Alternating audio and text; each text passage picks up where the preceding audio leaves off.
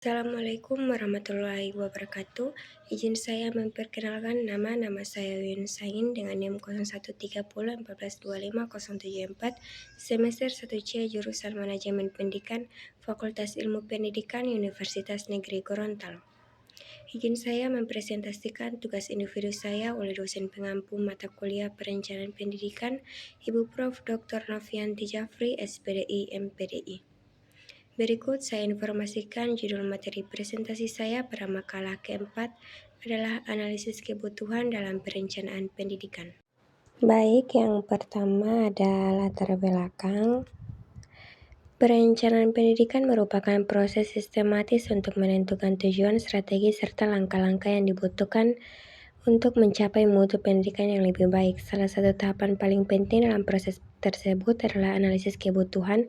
Analisis kebutuhan berfungsi untuk mengidentifikasi kesenjangan antara kondisi nyata dan kondisi ideal yang diharapkan dalam proses penyelenggaraan pendidikan.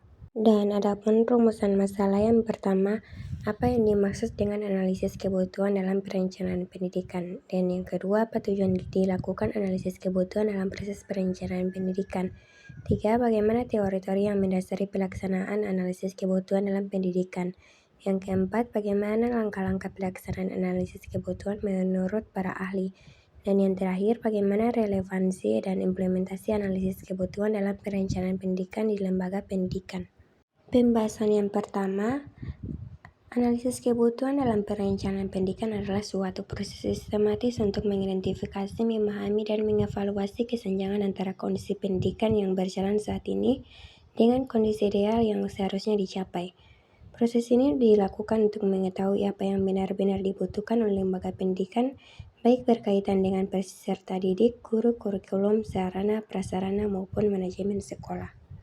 Pembahasan 2. Tujuan dilakukannya analisis kebutuhan dalam proses perencanaan pendidikan adalah suatu memperoleh gambaran yang jelas dan objektif mengenai kondisi nyata pendidikan sehingga lembaga pendidikan dapat merumuskan program dan kebijakan yang benar-benar sesuai dengan kebutuhan.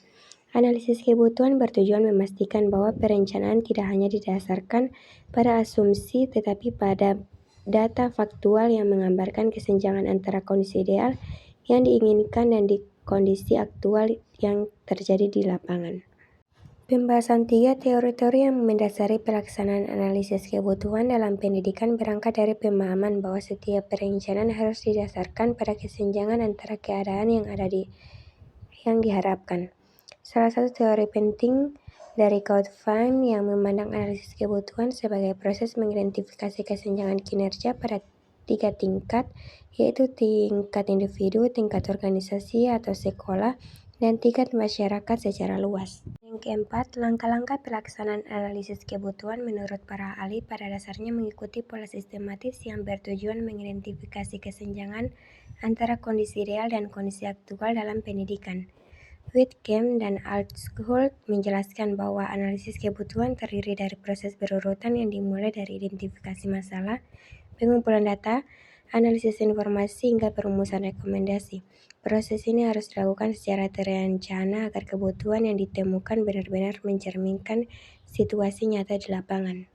Dan pembahasan terakhir, relevansi dan implementasi analisis kebutuhan dalam perencanaan pendidikan di lembaga pendidikan sangat penting karena proses ini menjadi fondasi bagi setiap pengambilan keputusan dan penyusunan program peningkatan mutu. Relevansi analisis kebutuhan terlihat dari perannya dalam memastikan bahwa seluruh kebijakan, program, dan kegiatan pendidikan dirancang berdasarkan kebutuhan nyata di lapangan, bukan berdasarkan asumsi. Kesimpulannya, analisis kebutuhan merupakan tahapan paling fundamental dalam perencanaan pendidikan karena berfungsi mengidentifikasi kesenjangan antara kondisi aktual lembaga pendidikan dengan kondisi ideal yang ingin dicapai.